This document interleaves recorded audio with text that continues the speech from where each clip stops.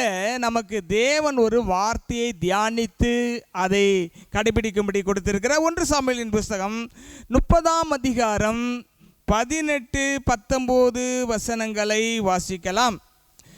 18ஆம் வசனம் 19ஆம் வசனம்.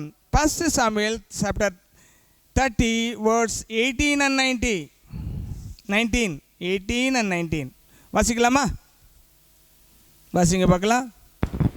அமலேக்கியர் பிடித்துக்கொண்டு போன எல்லாவற்றையும் தன்னுடைய 2 மனைவிகளையும் தாவீது விடுவித்தான். அவர்கள் கொள்ளையாய் கொண்டு போன எல்லாவற்றையும் சிறியதிலும் பெரியதிலும் குமாரரிலும் குமாரத்திகளிலும் ஒன்றும் குறைவுபடாமல் எல்லாவற்றையும் தாவீது திருப்பிக் கொண்டான். கரங்களை தட்டி கர்த்தரை மகிமைப்படுத்துமா? எல்லாவற்றையும் தாவீது திருப்பிக் கொண்டான். உங்கள் வாழ்க்கையில் இதுவரைக்கும் நீங்கள் எதையாக இழந்து போய் இருந்தீர்கள் என்று சொன்னால், இன்றைக்கு கர்த்தர் சொல்கிறார், எல்லாவற்றையும் நீ திருப்பிக் கொள்வாய். நீங்கள் சத்தமாக சொல்லுங்க, எல்லாவற்றையும் நான் திருப்பிக் கொள்வேன். நான் சொன்னால் உங்கள் பேரை போட்டு சொல்லுங்க போல. எல்லாவற்றையும் ஐசக் திருப்பிக் கொள்வான். உங்கள் பேரை போட்டு சொல்லுங்க, எல்லாவற்றையும். நான் சொல்லாதீங்க, உங்கள் பேரை சொல்லுங்க. தாவீதுன்னு போட்டிருக்குல்ல, அப்போ தாவீதுக்கு பேர் இருக்கிற மாதிரி உங்களுக்கு பேர் இருக்குல்ல, அப்போ என்ன சொல்லணும்? எல்லாவற்றையும்.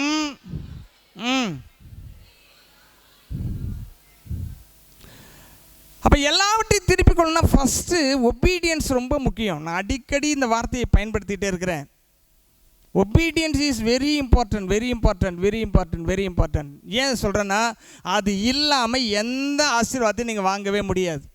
அதுக்காக தான் ஆண்டவர் இயேசு கிறிஸ்து இந்த பூமிக்கு வந்த பொழுது அவருக்கு வச்சதான பெரிய அவருக்கு முன்னாடி இருந்ததான ஒரு பெரிய விஷயம் என்னென்னா, அவரும் கீழ்ப்படிய வேண்டும் என்பது தான். பிலிப்பியருக்கு எழுதின நிருபம் எடுத்துக்கொள்ளுங்க. பிலிப்பியருக்கு எழுதின நிருபம் அதில் 2ஆம் அதிகாரத்தை கவனிங்க. 2ஆம் அதிகாரத்தை, அந்த 2ஆம் அதிகாரத்தில் என்ன போட்டிருக்கு அப்படின்னு சொன்னால், 6ஆம் வசனம், அவர்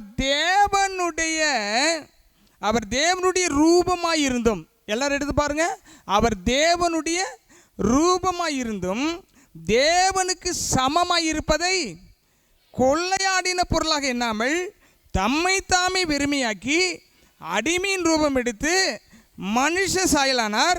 அவர் மனுஷ ரூபமாய் காணப்பட்டு மரண பரியந்தம், அதாவது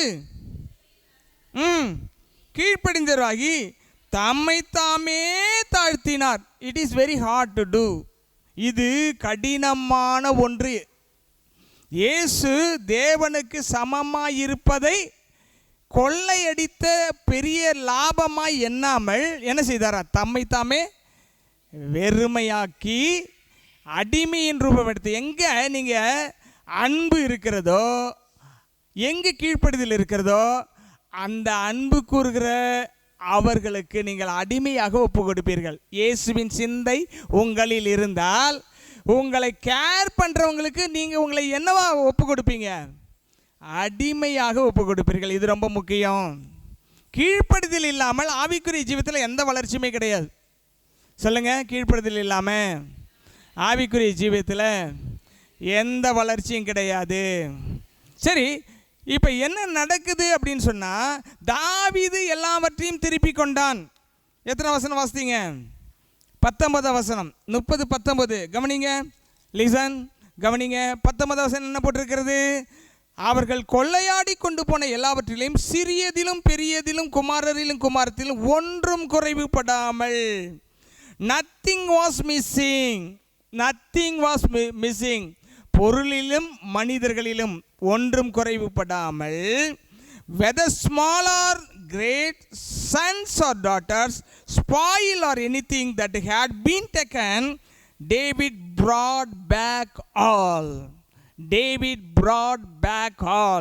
What he lost for the last some years or week or month, you will brought back everything. எல்லாவற்றையும் திரும்ப பெற்றுக்கொள்வது. ஆரோக்கியமாக இருக்கலாம், பணமாக இருக்கலாம், அல்ல ஸ்டேட்டஸாக இருக்கலாம். உங்களுடைய ஸ்டேட்டஸ் யாராவது குலைச்சிருக்கலாம், உங்களுடைய மதிப்பை குலைச்சிருக்கலாம், உங்கள் பேரை கெடுத்திருக்கலாம். You will brought back everything. Hallelujah. எல்லாவற்றையும் திரும்ப நீங்கள் பெற்றுக்கொள்வீர்கள். விசுவாசிக்கிறவர்கள் மட்டும் கரங்களை தட்டி ஆமோதியுங்கள், அப்படியே உங்களுக்கு உண்டாகும்.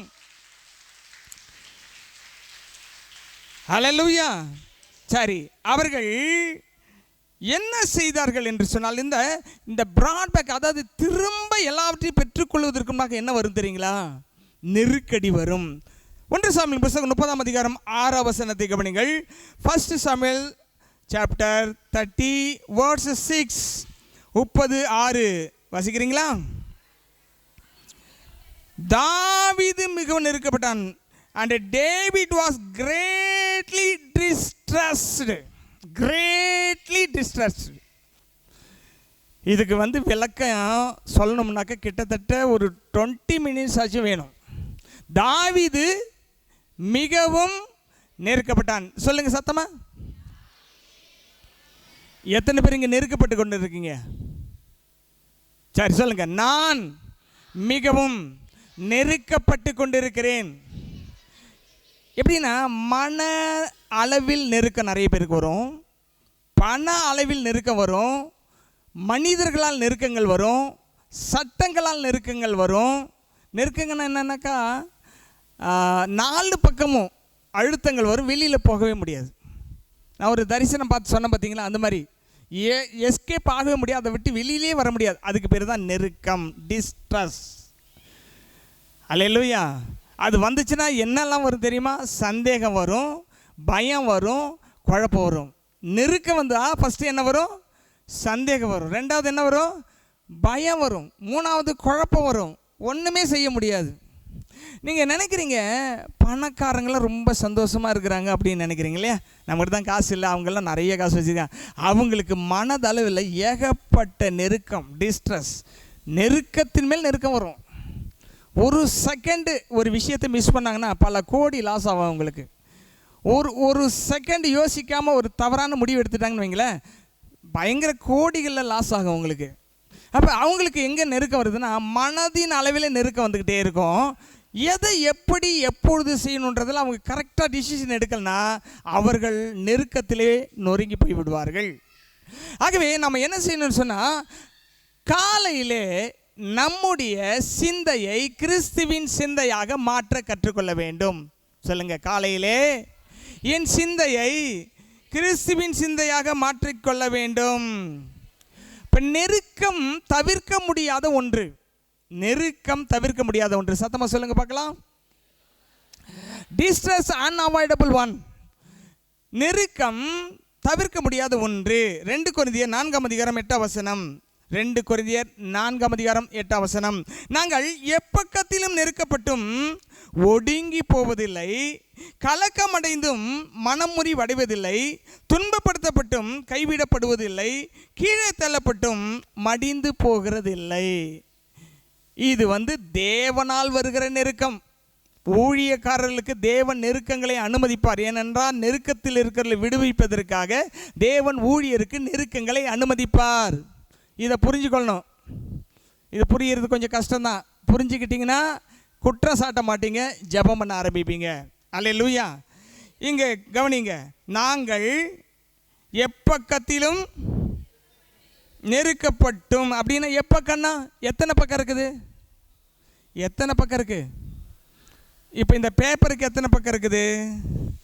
2 பக்கம் இருக்குது இல்லையா?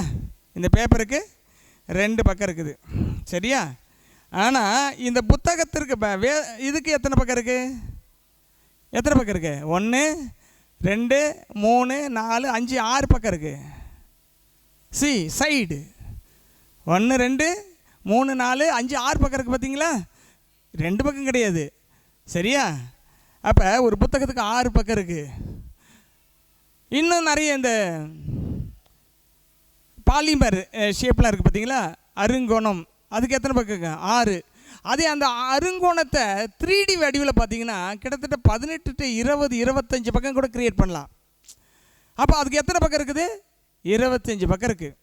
அப்போ உங்களுக்கு ஆசீர்வாதம் எந்தெந்த பக்கம்லாம் வரப்போகுதோ, உங்களுக்கு ஆசீர்வாதம் எந்தெந்த பகுதியிலேருந்து வரப்போகுதோ அந்த பகுதிக்கெல்லாம் ஃபஸ்ட்டு நெருக்கம் வரும். நெருக்கம் வரும். எத்தனை பேருக்கு புரியுது? உங்களுக்கு 2 பக்கம்தான் இருக்குன்னா உங்களுக்கு 2 பக்கம் நெருக்க வரும். உங்களுக்கு 4 பக்கம் இருக்குது, எனக்கு நான் பெரிய ஆளுன்னா 4 பக்கம் நெருக்க வரும். புத்தகம் மாதிரி 6 பக்கம் இருக்குன்னா 6 பக்கம் நெருக்க வரும். 8 பக்கம் எனக்கு இருக்குன்னா 8 பக்கமும் நெருக்கம் வரும். நெருக்கம் வரும்பொழுது அதை தொடர்ந்து என்ன வரும் தெரியுங்களா? என்ன வரும் தெரியும்? பெருக்க வரும். நெருக்கம் வந்தால் பெருக்க வரும். கரங்களை தட்டி கர்த்தரை மேம்படுத்துங்கள். நெருக்கடி வேளையில் பதிலளித்து பாதுகாத்து நடத்திடுவார். உன்னோடு இருந்து ஆதரித்து தினமும் உதவிடுவார். நெருக்கடி வேளையில் பதிலளித்து பாதுகாத்து நடத்திடுவார். உன்னோடு இருந்து ஆதரித்து தினமும் உதவிடுவார். ஹல்லேலூயா. நெருக்க வந்துச்சுன்னா நீங்க என்ன செய்யணும்? உட்காந்து அழக்கூடாது, கையை தட்டி ஆண்டவரை ஆராதிக்கணும். ஏன்னா என்னன்னு ஆராதிக்கணும்? ஓ, நெருக்க வந்துருச்சு, அதை தொடர்ந்து என்ன வரப்போகிறது? ஆகவே நான் கர்த்தரை ஆராதிக்க போறேன்னு சொல்லிட்டு பவுல் சீலாவை ஆராதித்தது போல ஆராதிக்க ஆரம்பிக்கணும். ஹல்லேலூயா. சரி, இப்படி இதை தொடர்ந்து நிறைய வசனங்கள் இருக்கிறது. இந்த நெருக்கத்தை இப்போ நம்ம ஊழியரும் விசுவாசியுமாக இருக்கிறோம் இல்லையா? இப்போ வசனத்தை கேட்டுட்டு இருக்கிறீங்க. இப்போ இந்த நெருக்கத்தை பெருக்கமாக மாற்றுறதுக்கு ஒரு இடையில் ஒரு மனிதர் தேவைப்படுது. அவர் தான் ஊழியர் நம்ம சொல்கிறோம். அல்லேலூயா. 2 கொரிந்தியர், அது எப்படி உங்களுடைய நெருக்கம் பெருக்கமாக மாறுது அப்படின்றத ஒரு வசனத்தில் பவுல் மறைச்சி வச்சிருக்கிறாரு. அதை வெளிப்படுத்தி வாசிப்போம். 2 கொரிந்தியர் 4ஆம் அதிகாரம் 12ஆம் வசனம். 4ஆம் அதிகாரம் 12ஆம் வசனம். இப்படி மரணமானது எங்களிடத்திலும் ஜீவனானது உங்களிடத்திலும் பேலன்ஸ் செய்கிறதுனால கவனிங்க. ஊழியக்காருக்கு நெருக்கம், ஊழியக்கார அம்மாவுக்கு நெருக்கம், ஊழியக்கார குடும்பத்தில் நெருக்கம் எதுக்குன்னா உங்கள் நெருக்கத்தை பெருக்கமாக மாற்றுறதுக்கு, உங்கள் மரணத்தை ஜீவனாக மாற்றுறதுக்கு இங்கே வருது. அல்லேலூயா, அல்லேலூயா. அப்படி வரும்போது என்ன செய்யணும்? ஊழியருக்காக கண்ணீரோடு பாரத்தோடு ஜெபிக்கணும். இப்போ சொல்கிறாரு, மரணமானது எங்களிடத்திலும் ஜீவனானது உங்களிடத்திலும் பேலன்ஸ் செய்கிறது. கீழே வாசிங்க. ஆகையால் பேசினேன் என்று எழுதியிருக்கிற 11ஆம் வசனத்தையும் வாசிங்க. 11ஆம் வசனம் 4:11. எப்படியெனில் சாவுக்கு எதுவான எங்கள் மாம்சத்திலே இயேசுவினுடைய ஜீவனும் கிறிஸ்துவினுடைய ஜீவன் விளங்கும்படி உயிரோடிருக்கிற நாங்கள் எப்பொழுதும் இயேசுவின் நிமித்தம் மரணத்திற்கு ஒப்புவிக்கப்படுகிறோம். அல்லேலூயா. இப்படி மரணமானது, இந்த பாருங்க, உங்கள் நிமித்தமாக உங்களுக்கு ஆவிக்குரிய பொறுப்பாளி இருக்கிறவர்களை தேவன் எங்க நடத்துறாரா? எங்க நடத்துறா போட்டிருக்க? மரணத்துக்கு ஏதுவான பாதையிலே நடத்துவார். ஏன்னா மரணமானது உங்களுக்கு ஜீவனா மாறணும்னா நாங்க அந்த பாதையில போகணும். எத்தனை பேருக்கு புரிஞ்சது? அல்லேலூயா, அல்லேலூயா. ஊழியக்காரெல்லாம் புரிஞ்சுக்கிறதுக்கு அவ்வளோ சுலபமானதே கிடையாது. மரணமானது எங்களில் பேலன்ஸ் செய்கிறது, ஆனால் ஜீவனானது உங்களிலே பேலன்ஸ் செய்கிறது. ஆனால் தான் கீழ்ப்படிதல் ரொம்ப அவசியம். அற்பமாக மட்டும் நினச்சிடவே கூடாது. ஏன்னா இதனுடைய ப்ராசஸை யாரும் செய்ய மாட்டாங்க. ஒரு உதாரணத்தை சொல்கிறேன் பாருங்கள். மெடிக்கல் ரீதியாக இப்போ ஒரு நோய் வந்துருச்சு, அது பரவிட்டு இருக்கு. அந்த நோய்க்கு மருந்து கண்டுபிடிக்கணும்னா என்ன செய்வாங்க தெரியுமா? அந்த நோய் கிருமியினுடைய உடலில் இருந்து எடுத்து வேக்சின் தயாரிப்பாங்க. அது பல வருஷம் ஆகும். அந்த வேக்சினை மறுபடியும் உடலுக்கு செலுத்தும் போது அந்த நோய் கட்டுப்படுத்தப்படுகிறது. அந்த ப்ராசஸை தான் ஊழியக்கார் மேலே செஞ்சிருவார் ஆண்டவர். இப்போ எத்தனை பேருக்கு புரியுது? எடுத்து இங்கே போட்டு இங்கே மருந்து உண்டாக்கி உங்களுக்கு கொடுத்துருவாரு. மரணம் இங்கே வருது, ஜீவன் அங்கே வருது. உங்களுக்கு ரொம்ப சந்தோஷமாக இருக்குது, எங்களுக்கு தான் கஷ்டமாக இருக்குது. அல்லேலூயா. வாசிங்க. மரணமானது எங்களிடத்திலும் ஜீவனானது உங்களிடத்திலும் பேலன்ஸ் செய்கிறது. இதை யாருமே செய்ய மாட்டாங்க. அதனால தான் எல்லாருக்கும் கீழ்ப்படிகிறதை விட ஊழியருக்கு உண்மையாய் நீங்கள் கீழ்ப்படிய வேண்டும். எல்லாருக்கும் பயப்படுறதை விட ஊழியக்காருக்கு ரொம்ப பயப்படணும். எல்லாருக்கும் பணிவிடை செய்வதை விட ஊழியருக்கு ரொம்ப பணிவிடை செய்யணும். வேற எங்க போறோமோ அது முக்கியம் கிடையாது, சபையை கனப்படுத்தணும். ஏன்னா இந்த ப்ராசஸ் டிவைன் ப்ராசஸ். இதை யாரும் பேர பண்ண மாட்டாங்க. இதுக்கெல்லாம் தயாரானவங்க தான் ஊழியக்காரங்க. அல்லேலூயா, அல்லேலூயா, அல்லேலூயா. சரி, இந்த சப்ஜெக்டுக்குள்ளே நான் இன்னும் அதிகமாக போக விரும்பலை. நான் அதை அப்படி விட்டுறேன் நீங்கள் சிந்திக்கிறதுக்காக. இந்த ஆவிக்குரிய நெருக்கடியிலிருந்து வெளியில் வரணும்னா சிந்தையை சரிப்படுத்த வேண்டும். சொல்லுங்க சத்தமா.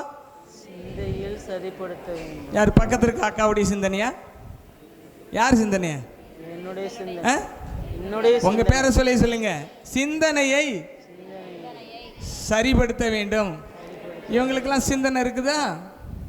உங்களுக்கெல்லாம் இருக்கா? சின்ன பிள்ளைகளுக்கெல்லாம் இருக்கா? ஹலோ, சிந்தனை இருக்கா? சிந்திக்கிறீங்களா? சொல்லுங்க. சிந்தனையை சரிப்படுத்த வேண்டும். சரி, அப்போ 2 விஷயங்கள் சொல்கிறதுக்கு முன்னாடி உங்களுக்கு கவனிக்கிறேன். போன வாரத்தை நான் உங்களுக்கு சொல்லி கொடுத்தேன். வானமண்டலம்னு ஒன்று இருக்குது. அது மனுஷீக சிந்தனை, சுய சிந்தனைகளினால ஆளப்படுகிறது. சுய சிந்தனையும் மனுஷ சிந்தனை இருக்கிறவர்களை வானமண்டலம் ஆளுகை செய்யும். கிறிஸ்துவின் சிந்தனை இருக்கிறவர்களை பரமண்டலம் ஆளுகை செய்யும். அல்லேலூயா. அப்படின்னா சிந்தனை ரொம்ப முக்கியம். சிந்தனை ரொம்ப முக்கியம். சிந்திக்காத மனிதர்கள் கிடையாது. மிருகங்கள் கூட நன்றாக சிந்திக்கிறது. ஒரு நாய் வருதுன்னா அதை விரட்டினோம்னா தெரியுது அதுக்கு நம்மளை விரட்டுறாங்கன்னு. அது சிந்திச்சு என்ன பண்ணுது? சரி, ரிவர்ஸ் போயிடலான்னு நினைக்குது. அதே நீங்கள் அந்த நாய் போன பிறகு அந்த நாய் இருக்கிற வீட்டுக்கிட்ட போட்டிங்கன்னா உங்களை குலைக்கும். என்ன தெரிஞ்சு வச்சுருக்க? நம்ம அந்த லைனில் போன மிரட்டினா இல்லை, இப்போ நம்ம வீட்டுக்கிட்ட வர நம்ம இப்போ மிரட்டலான்னு மிரட்டும். அப்போ என்ன செய்யுது? அது சிந்திக்குது.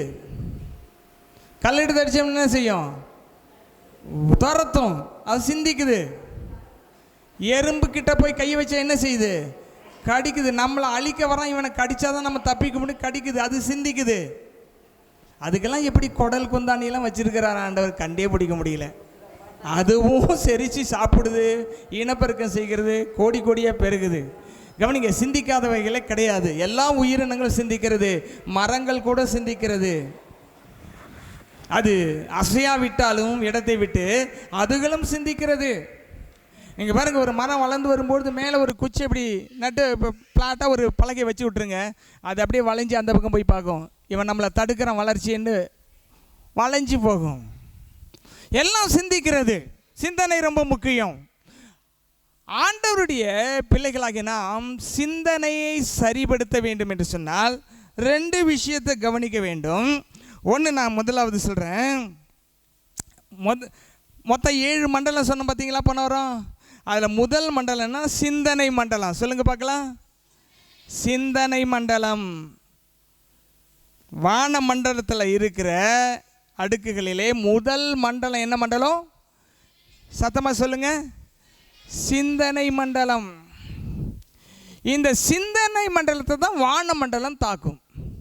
சிந்தனை மண்டலத்தை தாக்கும் வானமண்டலம், அதை தடுக்கும் பரமண்டலம். அதை தடுக்கும் பரமண்டலம். அப்போ சிந்தனை மண்டலம் தான் முதல் மண்டலம். அந்த சிந்தனை மண்டலத்தில் தேவனும் செயல்படுவார், அந்தகார சக்திகளும் செயல்படும். ஆனால் நீங்கள் எதை சிந்திக்கிறீர்களோ அதை பொறுத்து அந்த காணப்படாத உலகம் செயல்படும். பரலோகமும் காணப்படாத உலகம், வானமண்டலமும் காணப்படாத உலகம்தான். அல்லேலூயா. அப்போ என்ன செய்கிறது? சிந்தனை மண்டலம் தான் ஃபஸ்ட்டு லேயர். அந்த மண்டலத்தை காலி பண்ணிட்டோம்னா, சிந்தனை மண்டலம் என்னென்னா தொடர்பு ஏற்படுத்தும் ஒரு கருவி. அது காலி ஆயிடுச்சுன்னு வைங்க, எங்கே போக முடியாது? தேவனோடு கூட கனெக்ஷனுக்கு போகவே முடியாது. அல்லேலூயா. அப்போ சிந்தனை மண்டலம் என்ன முக்கியம்னா, கிறிஸ்துவின் சிந்தை இருந்துச்சிங்கன்னா இந்த வாண்ட மண்டலத்தில் ஃபஸ்ட்டு மண்டலத்தில் சிந்தனை மண்டலத்தை உடைக்கலாம். அல்லேலூயா. இந்த சரியாய் சிந்திக்க விடாதபடி செய்கிறது என்னது? இந்த வாண்ட மண்டலம். ஃபஸ்ட்டு லேயர் என்ன இருக்குது? ஃபஸ்ட்டு மண்டலம் என்ன இருக்குது? சிந்தனை மண்டலம். இந்த சிந்தனை ரொம்ப முக்கியம். அதுக்கு ஆங்கிலம் தாட் லைஃப், சிந்தனை வாழ்க்கை. வாழ்க்கை தான் சிந்தனை, சிந்தனை தான் வாழ்க்கை. இந்த வாழ்க்கை சிந்திக்கிறது சரியாக இருந்தால் வாழ்க்கை சரியாக இருக்கும். ஒரு வசனத்தை வாசிக்கலாம். 1 கொரிந்தியர் புஸ்தகம் 2ஆம் அதிகாரம் 16ஆம் வசனம். இன்னொருத்தர் ரோமர் 1:21 எடுத்து வைத்துக் கொள்ளுங்கள். எங்களுக்கோ கிறிஸ்துவின் சிந்தை உண்டாயிருக்கிறது.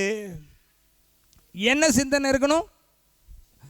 கிறிஸ்தவர்களுக்கு, தேவ பிள்ளைகளுக்கு, ரட்சிக்கப்பட்டவர்களுக்கு, ஞானஸ்தானம் எடுத்தவர்களுக்கு, அபிஷேகம் பெற்றவர்களுக்கு என்ன சிந்தனை இருக்க வேண்டும்? சத்தமாக சொல்லலாமா? கிறிஸ்துவின் சிந்தை இருக்க வேண்டும். அந்த முழுசா அந்த வசனத்தை வாசித்து பார்த்தீங்கன்னா, தேவனுக்கு போதிக்கத்தக்கதாக அவருடைய சிந்தையை அறிந்தவன் யார்? எங்களுக்கோ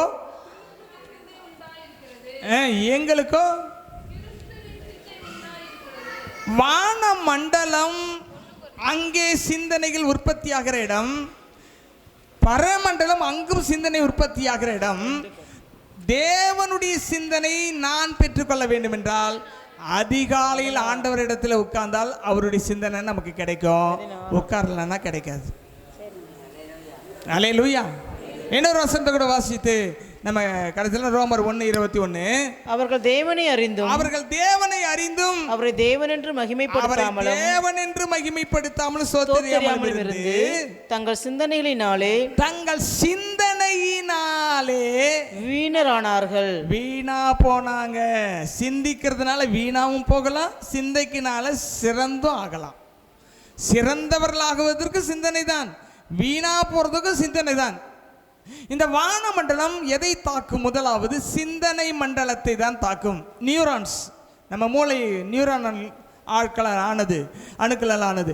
அதை தாக்கும் பொழுது என்ன நடக்கும்னா டிஸ்ஆர்டர் நடக்கும். தவறாக சிந்திக்க தூண்டப்படுவோம், தவறாக முடிவெடுக்க தூண்டப்படுவோம், தவறாக புரிந்து கொள்ள தூண்டப்படுவோம்.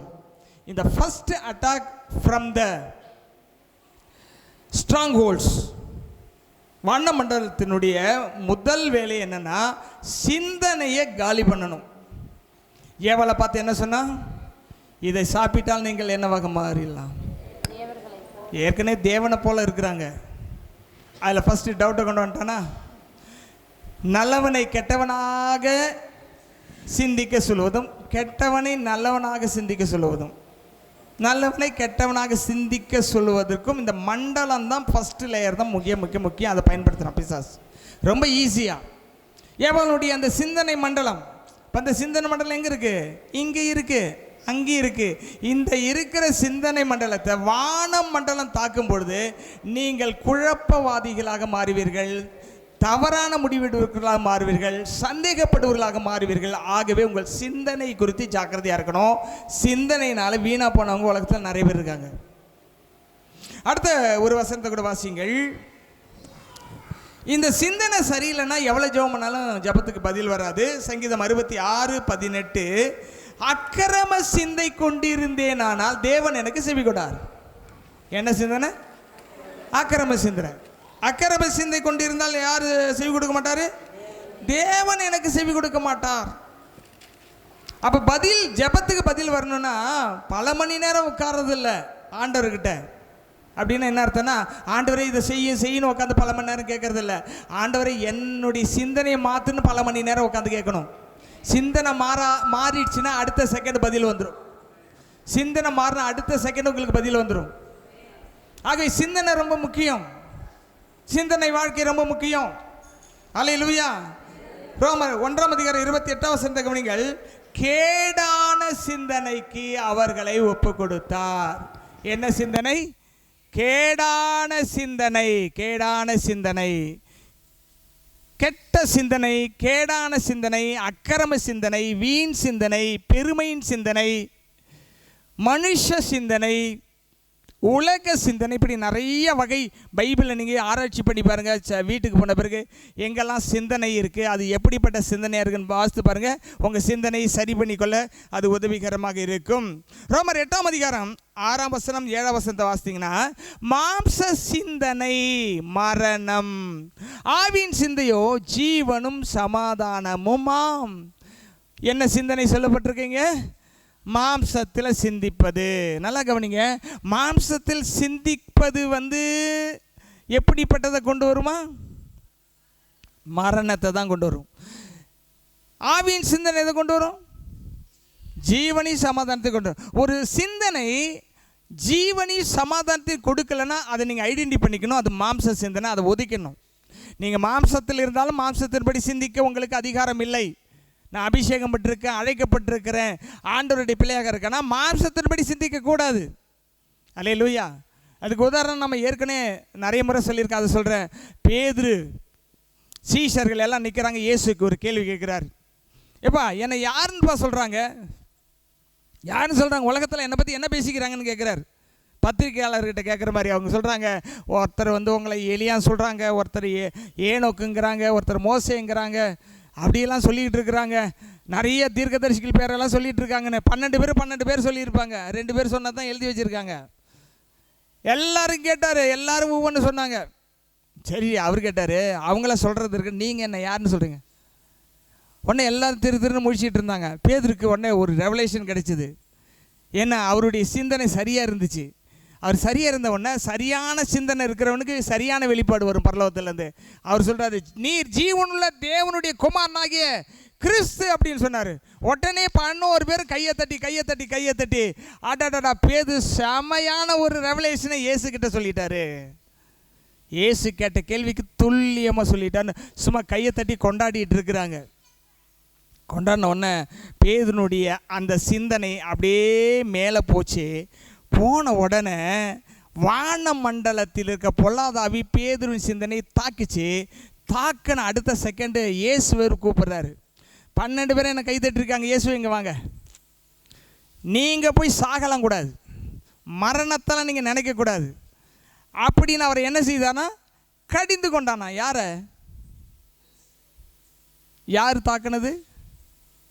யார் தாக்கினது சிந்தனை மண்டலத்தை? பிசாசு. வான மண்டலம் தாக்கிற உடனே இயேசுவுக்கு அறிவுரை சொல்ல ஆரம்பிச்சிட்டான். அப்போ இயேசு அடாடா, கொஞ்சம் ஒரு செகண்டுக்கு முன்னாடி தான் என்ன நடந்துச்சு? பெரிய ரெவலேஷன் கிடைச்சிது. அடுத்த செகண்ட் என்ன நடக்குது? வான மண்டலத்தை தாக்கின உடனே சிந்தனை மண்டலத்தை அப்படியே இயேசுக்கு விரோதமாக பேசுகிறோன்னு இயேசு பார்த்தாரு. அப்பாலே போ சாத்தானே, நீ தேவனுக்கு ஏற்றவைகளை சிந்தியாமல் மனுஷருக்கு ஏற்றவைகளை சிந்திக்க. அதான் மாம்ச சிந்தை மரணம். மாம்ச சிந்தை ஆவிக்குரிய மரணத்தை கொண்டு வரும். மாம்ச சிந்தனை சரீர உயிரை காப்பாற்றிடும், ஆவியை கொண்டுடும். ஆனால் தான் நம்ம எப்பயுமே மாம்சத்தில் சிந்திக்கக்கூடாது. பேதுரு மாதிரி. இப்போ இயேசு கிறிஸ்து கிட்ட போயிட்டு பிசாசு சொன்னா, நீர் தேவனுடைய குமாரனே ஆனால், if you are the son of God, make this stone into bread. இந்த கல்லை என்னவா மாற்றுங்க. இது யார் என்ன சிந்தனை? இது வெளியில் பார்வைக்கு மாம்சத்தில் சிந்திக்கும் பொழுது நல்ல ஐடியா தானே, பசியாக தானே இருக்கார், 40 நாளாக சாப்பிட்டு போக வேண்டியது தானே, அப்படி தானே தோணும். ஆனால் அங்கே என்ன எதை தூண்டுகிறது? மாம்ச சிந்தனையிலே மாம்சத்திலே செயல்படுறதை தூண்டுகிறது. அப்போ மாம்ச சிந்தனை எதை கொண்டு வரும்? ஆவிக்குரிய மரணத்தை கொண்டு வரும். சொல்லுங்கள், மாம்ச சிந்தை ஆவிக்குரிய மரணத்தை கொண்டு வரும். அப்போ பேதுரு ஆண்டவர் என்ன செய்தார்? கடிந்து கொண்டது போல உங்களுக்கு மாம்ச சிந்தனை உங்களிலிருந்து எழும்பும்பொழுது அப்பாலே போ சாத்தானேன்னு சொல்லிட்டு கடிந்து கொள்ளணும். கடிந்து கொள்ளும்போது அவைகள் உங்களை விட்டு ஓடி போயிடும். அல்லேலூயா. அது உங்களை விட்டு ஓடிடும். அப்போ மாம்சத்தில் நீங்கள் சிந்திக்கக்கூடாது. அப்படின்னா தேவனுக்கு எதிரான எல்லா சிந்தனைகளும் மாம்ச சிந்தனை தான். அல்லேலூயா. Thank you Jesus. அடுத்தது பாருங்கள், நம்ம எப்படி இருக்கணும்?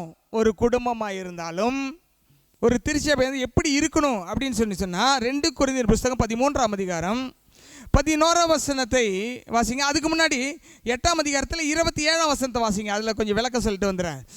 8ஆம் அதிகாரம் 27ஆம் வசனம். ரோமர் 27. வாசிக்கிறீங்களா? நான் சொல்லட்டுமா?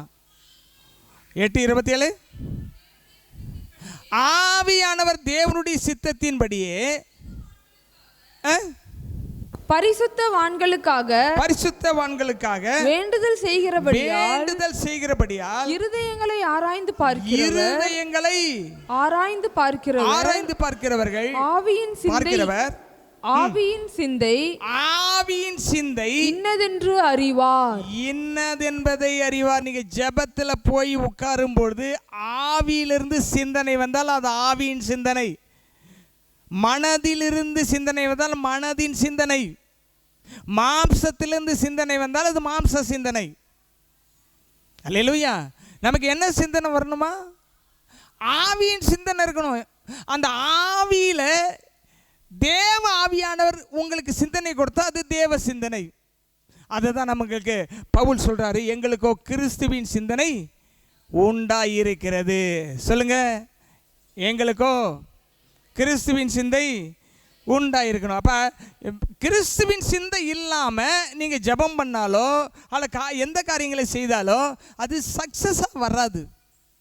அதான் ரொம்ப முக்கியம். அடுத்தது வாசிங்கள் 2 கொரிந்தியர் 13:11 13. கடைசியாக சகோதரரே சந்தோஷமாயிருங்கள், நற்சீர் பொருந்துங்கள், ஆறுதல் அடையுங்கள், ஏக சிந்தையாயிருங்கள்னா ஒரே சிந்தையா இருக்கணும். அல்லேலூயா, அல்லேலூயா. சரி, இப்போ உங்களுக்கு பசங்களாம் ஒருத்தங்க 2 பேர் வாங்கடா, வாங்க 2 பேர் வாங்க. ஒருத்தங்க இங்கே நில்லு மேலே, ஒருத்தங்க கீழே நில்லு. ஓகே, சரி, இங்கே நில்லு. ஓகே, இப்போ பாருங்க, முதல் சிந்தனை மண்டலம் என்னன்னா, முதல் மண்டலம் என்ன? சிந்தனை மண்டலம். சொல்லுங்க. இந்த தேவ சிந்தனை இருந்தால் முதலாவதுங்க தேவ பிரசன்னம் நம்ம கூட இருக்கும். தேவ சிந்தனை இருந்தால் இது தேவனுடையது, இதை அவன் பக்கம் திருப்ப விரும்புகிறான், சிந்தனையை வச்சு திருப்ப விரும்புகிறான். சரி, இது நான் சொன்னேன்ல, பிசாசுக்கும் 7 மண்டலம் இருக்குது, அதே மாதிரி தேவனுக்கும் 7 மண்டலம் இருக்குது. முதலாவது தேவ சிந்தனையில் இருக்கிறதுக்கு தேவ பிரசன்னம் இருக்கும். அங்கே சிந்தனை மண்டலத்தில் என்ன இருக்கும்? சொல்லுங்க, தேவ பிரசன்னம். இந்த 7வது மண்டலம் என்னென்னா மகிமையின் மண்டலம். நடுவில் இருக்கிறதெல்லாம் இப்போ பார்க்கவே முடியாது. 7வது இருக்கிற மண்டலம் என்னது? ஆமாம், 7th லேயர் க்ளோரி ரிலம் அப்படின்னு அர்த்தம், மகிமையின் மண்டலம். சொல்லுங்க. ஏப்பா இவ்வளோ தூக்கிட்டு மேலே போ, கோட். 7வது மண்டலம் என்னது? மகிமை. சத்தமாக சொல்லுங்க, 7வது மண்டலம். இப்போ நம்ம பிரசன்ஸுக்குள்ள நுழைய அங்கேருந்து 2வது மண்டலம், 3வது பரமண்டலம், 4வது அந்த பரமண்டலத்தை அந்த ஸ்டேஜ் இதெல்லாம் தாண்டி லாஸ்ட் ஸ்டேஜ் என்ன? மகிமையின் மண்டலம். சொல்லுங்க, சத்தமாக சொல்லுங்க. மேகமே மகிமையின் மேகமே வந்தால் போதுமே, எல்லாம் நடக்குமே. மேகமே மகிமையின் மேகமே இந்த நாளிலே இறங்கி வாருமே. மேகமே மகிமையின் மேகமே இந்த நாளிலே இறங்கி வாருமே. அப்போஸ்தலர் நடபடிகள் 7ஆம் அதிகாரத்தில் இதை குறித்து கொஞ்சம் விளக்க விரும்புகிறேன். 55ஆம் வசனம், Acts chapter 7 verse 55. அவன் பரிசுத்த ஆவியினால் நிறைந்தவனாய் வானத்தை அண்ணாந்து பார்த்து தேவனுடைய மகிமையையும்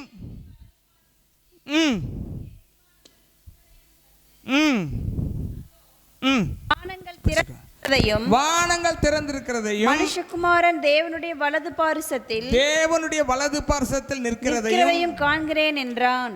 தேவனுடைய மகிமை, அந்த வார்த்தை வாசிங்க.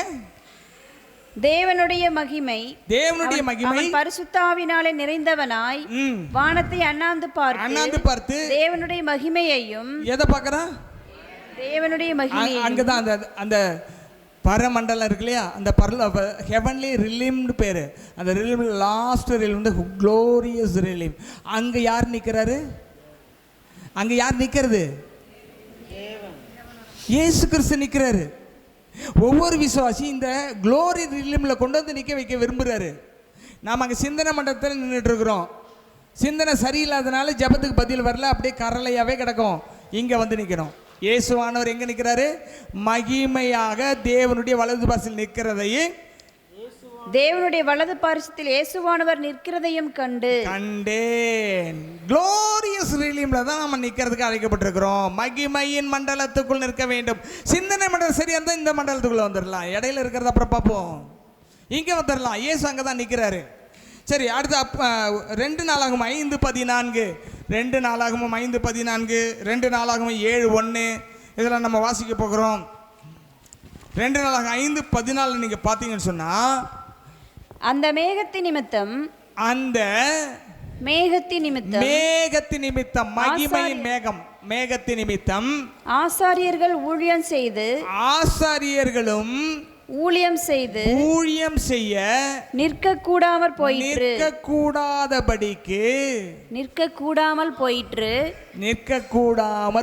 மகிமைக்கு முன்னாடி நிற்க முடியாது. இந்த சரீரம்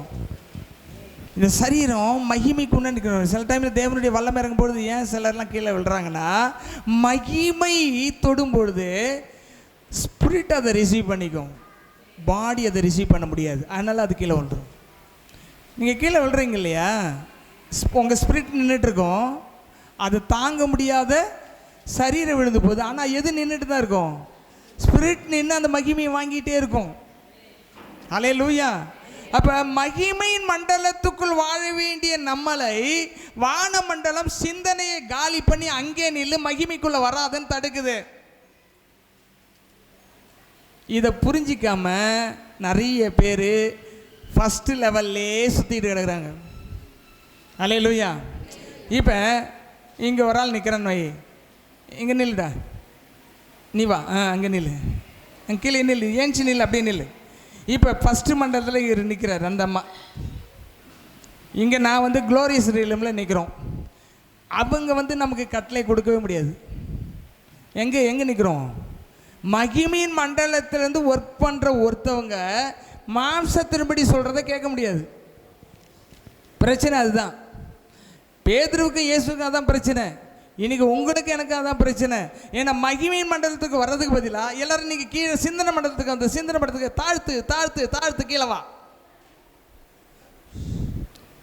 இப்போ ஒரு லெவலில் க்ளோரியஸ் ரிலமில் வேலை செய்கிறவங்கள கீழே வந்தாங்கன்னா என்ன ஆகும்? எல்லாமே கீழே போயிடும். இன்றைக்கி சாத்தானுடைய பெரிய வஞ்சகம் என்ன தெரியுமா? நீ ஸ்பிரிச்சுவல் லெவலில் மேலே போகாத, கீழே வா, மேலே உட்காராத, கீழே வா. சாத்தான் ஆண்டவர் பார்த்து என்ன சொன்னார்? நீ தேவனுடைய குமாரனையானால் பரலோகத்துக்கு போயிட்டு வாங்கன்னு சொல்லணும். உண்மையாக சொல்ல போனால், ஏய் உனக்கு நீ பைலட் தானே, ஃப்ளைட் எடுத்துகிட்டு மேலே போயிட்டு வான்னு சொல்லணும். ஏய் நீ பைலட் தானே, கொண்டு போய் கடலில் இறக்கடான்னு சொன்னால் என்ன அர்த்தம்? சிந்தனை மண்டலம் எங்கே இருக்குது? கீழே இருக்குது. மகிமை மண்டலம் எங்கே இருக்குது? மேலே இருக்கு. இப்போ சாத்தானுடைய சூழ்ச்சி என்ன தெரியுமா? நீ தேவனுடைய குமாரன் மகிமின் மண்டலத்தில் நின்றுட்டு இருக்கிற, கீழே குதி, கீழே வா, கம் டவுன். ஒரு ஆவிக்குரிய லெவலில் இருக்கிறவங்கள உங்கள் லெவலுக்கு கீழே இழுக்காதீங்க, அது டேஞ்சர். நீங்கள் சொல்கிறதெல்லாம் கேட்கணும்னு நினச்சாக்கா மகிமையை விட்டு மகிமை இழந்து ஒன்றுமில்லாமல் போகிற மாதிரி ஆக்கிடும். ஆகவே தான் சிந்தனை என்பது மகிமையின் சிந்தனைன்னு ஒன்று இருக்குது. மகிமையின் சிந்தனைன்னு இருக்குது. மகிமையிலே இருந்து மோசே 40 நாள் என்ன செய்தார்? இரவும் பகலும் உபாசித்தார். எது அவருக்கு சாப்பாடாக இருந்தது? மகிமை தான் சாப்பாடாக இருந்தது. எது அவருக்கு பெலனாக இருந்தது? தேவனுடைய மகிமை தான் பெலனாக இருந்தது. எது அவரை காப்பாற்றியது? தேவனுடைய மகிமை. இந்த க்ளோரியஸ் ரிலிமில் வாழ்கிறதுக்கு கற்றுக்குங்க. ஒருவேளை இன்றைக்கி உங்களுக்கு இது லெசனாக இருக்கலாம், ஆனால் ஒரு நாளைக்கு இது உங்களுக்கு அனுபவமாய் மாறியே ஆக வேண்டும். ஹalleluya, ஹalleluya. 2-3 சாட்சியெல்லாம் இருக்குது, சொன்னீங்கன்னா அந்த ரிலீம்லாம் உங்களுக்கு புரியும். வரும் நாட்கள் அதை ஆண்டவர் உங்களுக்கு புரிய வைப்பாராக. 2 நாளாகமம் 7ஆம் அதிகாரம் 1ஆம் வசனம். சாலமோன் மகிமையின் மண்டலத்துக்குள் நுழைந்து ஜெபம் பண்ணி சிந்தனை மண்டலத்துக்குள் நுழைந்து ஜெபம் பண்ணி முடிக்கிற பொழுது அக்கினி வானத்திலிருந்து இறங்கி சர்வாங்க தகன பலியையும் மற்ற பலிகளையும் பட்சித்தது. கர்த்தருடைய மகிமை ஆலயத்தை நிரப்பிற்று. ஹல்லேலூயா. கர்த்தருடைய மகிமையின் மண்டலம். எல்லாம் சத்தமா சொல்லுங்க, மகிமையின் மண்டலம். இதில் நின்று பேசும்பொழுது உலகம் உங்கள் காலடி கீழே நின்று நீங்கள் சொல்லுகிறதை செய்யும். க்ளோரியஸ் ரிலம். அந்த ரிலம்குள்ளே நின்று பேசுனீங்கன்னா வேலை நடக்கும். நீங்கள் தொட்டிங்கன்னா வேலை நடக்கும், பார்த்தீங்கன்னா வேலை நடக்கும், நடந்தீங்கன்னா வேலை நடக்கும். இயேசு ஏன் எல்லாத்தையும் செஞ்சார்னா, அவர் எந்த மண்டலத்திலிருந்து வேலை செஞ்சார் சொல்லுங்க சத்தமா? தாவீது ஏன் அந்த யுத்தத்தில் போய் எல்லாத்தையும் திருப்பி கொண்டார்னா, அவர் சிந்தனை மண்டலத்தை சரி பண்ணார். அந்த சிந்தனை மண்டலம் சரியானவொடனே எங்கே போயிட்டார்? மகிமை மண்டலத்துக்கு போனார். கொஞ்சம் பேரை வச்சு ஏராளமான கூட்டத்தை அடித்து எல்லாத்தையும் ரிக்கவர் பண்ணி கொண்டு வந்துட்டார். மகிமின் மண்டலத்தில் வாழ்கிறவர்கள் எல்லாத்தையும் ரிக்கவர் பண்ணுவார்கள், எல்லாத்தையும் திருப்பி கொள்வார்கள். ஹல்லேலூயா, ஹல்லேலூயா, ஹல்லேலூயா. மேகமே, மகிமையின் மேகமே வந்தால் போதுமே, எல்லாம் நடக்குமே. மேகமே, மகிமையின் மேகமே இந்த நாளிலே இறங்கி வாருமே. மேகமே, மகிமையின் மேகமே இந்த நாளிலே இறங்கி வாருமே. எல்லாம் எழுந்து நிற்போமா? அந்த மகிமை மண்டலத்துக்குள்ள நுழைங்க. உங்க சிந்தனையெல்லாம் கொஞ்சம் வெயிட். எல்லாரும் எழுச்சி நில்லுங்க, எழுச்சின்னு சொல்லுங்க. உங்க சிந்தனையெல்லாம் அறிக்கை செய்யுங்க. ஆண்டவரே, இந்த தவறான சிந்தனை, மாம்ச சிந்தனை, உலக சிந்தனை, இதெல்லாம் நான் வெறுக்கிறேன். இதெல்லாம் என்னை விட்டு நீக்குங்க. ஆவியின் சிந்தனை எனக்கு தாங்க. எல்லாம் கையை உயர்த்தி கேளுங்க, ஆவியின் சிந்தனை எனக்கு தாங்க. நீங்க சிந்தனை சரி பண்ணீங்கன்னா மகிமையின் மண்டலத்துக்குள்ள ஆண்டவர் உங்களை கொண்டு போவார். மகிமையான காரியங்களை பார்க்கிறீர்கள், எல்லாவற்றையும் திருப்பிக் கொள்வீர்கள். எல்லாம் கையை உயர்த்தி சொல்லி கேளுங்க, ஆண்டவரே, மகிமையின் மண்டலத்துக்குள் நான் போவதற்கு என்னுடைய சிந்தனை தடையா இருக்கிறது. வான மண்டலம் அதை தாக்கி டிசார்டர் பண்ணுகிறது. இன்றைக்கு அதற்கு அதிகாரம் இல்லை, வசனத்துக்கு தான் அதிகாரம். காலையில் எழுந்து வசனத்தை தியானிச்சு உங்க சிந்தனை சிறப்பாக இருக்கும், பாதுகாப்பாக இருக்கும். தேவன் அதை அப்படியாக உங்களை ஒழுங்குபடுத்தி கொடுப்பார். எல்லாம் சொல்லி அறிக்கை செய்யுங்க, அறிக்கை செய்யுங்க, அறிக்கை செய்யுங்க. ஆண்டவரே, என் சிந்தனை உம்முடைய சிந்தனையாக மாறணும். உங்க சிந்தனை எனக்கு வரணும், உங்க சிந்தனை எனக்கு வரணும். கையை உயர்த்தி சத்தமா சத்தமா சத்தமா. ஓ ரபலரா ஷகரதன ரபதி அலரப மமா. ஓ ரபலரா ஷகரதன ரபமா. ஹல்லேலூயா, ஹல்லேலூயா, ஹல்லேலூயா. தகப்பனே, மக்கு ஸ்தோத்திரம் அப்பா. ஹல்லேலூயா, ஹல்லேலூயா, ஹல்லேலூயா, ஹல்லேலூயா, ஹல்லேலூயா. எல்லாரும் ஆண்டவரே உங்க சிந்தனை எல்லாம் பார்க்கறாரு, அலைன் பண்றாரு, சரி பண்றாரு. தேவையில்லாத சிந்தனைகளை அழிக்கிறாரு, சரியான சிந்தனை அவர் எஸ்டாப்ளிஷ் பண்ணுகிறாரு. இப்பொழுது ஆண்டவருடைய வல்லமை இறங்க போகிறது. அது மகிமையை கொண்டு வரும். உங்கள் வாழ்க்கையில் இதுவரைக்கும் நடக்காத காரியங்கள் நடக்கும். பலவீனம் ஓடும், சாபங்கள் ஓடும். உங்கள் சிந்தனை சரியாகிவிட்டால் மகிமைக்குள் பிரவேசிப்பீர்கள், மகிமையான அந்த மண்டலத்துக்குள் பிரவேசிப்பீர்கள். ஓ ரபலரா ஷகரதன ரபதி அலரப மமா. ஹல்லேலூயா, ஹல்லேலூயா, ஹல்லேலூயா, ஹல்லேலூயா, ஹல்லேலூயா. கரங்களை உயர்த்தி கர்த்தரை ஆராதிப்போம். ஹல்லேலூயா, ஹல்லேலூயா, ஹல்லேலூயா, ஹல்லேலூயா. எல்லாரும் இருதயத்திலிருந்து ஆண்டவரை துதிங்க.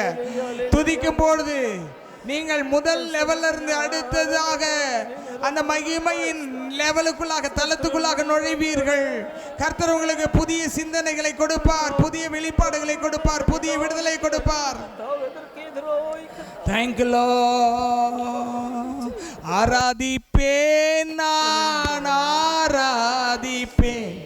ஆண்டவரே சுவை ஆராதிப்பேன் ஆராதிப்பேன் நான் ஆராதிப்பேன் ஆண்டவரே சுவை ஆராதிப்பேன் பரிசுத்த உள்ளத்தோடு ஆராதிப்பேன் பணிந்து கரங்களை உயர்த்தி, குனிந்து கரங்களை உயர்த்தி ஆராதிப்பேன் பரிசுத்த உள்ளத்தோடு ஆராதிப்பேன் பணிந்து குனிந்து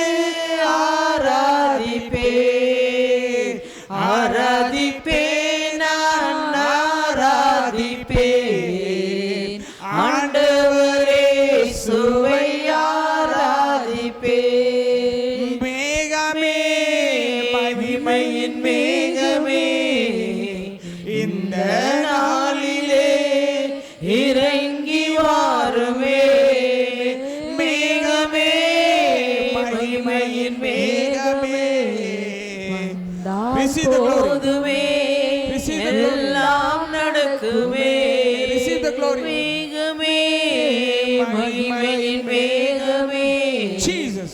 இந்த நாளிலே இறங்கி வாருமே மேகமே மகிமையின் மேகமே வந்தால் போதுமே எல்லாம் நடக்குமே மகிமை ஏகமாய் துதிக்கும் போது இறங்கின மேகமே ஏகமாய் துதிக்கும் போது இறங்கின மேகமே ஆலயம் முழுவதும் மகிமையால் நிரப்புமே ஆலயம் முழுவதும் மகிமையால் நிரப்புமே மேகமே மகிமையின் மேகமே வந்தால் போதுமே இறங்கி வாருமே மேகமே மகிமையின் மேகமே வந்தால் போதுமே எல்லாம் நடக்குமே